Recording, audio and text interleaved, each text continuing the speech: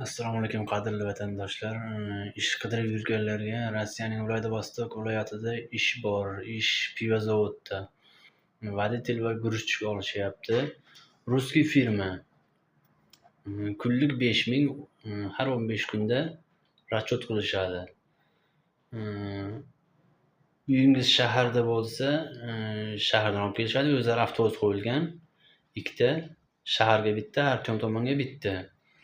Ertalab olib ketishadi, kechqurun olib ketishadi. Kiyim-kechak hammasini berishadi. Lekin obyektingiz o'zingizda.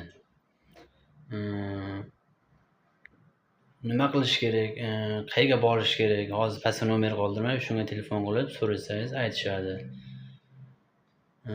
Videoni ish qidirib yurgan do'stlaringizga jo'natib qo'ying. Videoga like bosib, kanalga obuna bo'lib qo'yishni unutmang.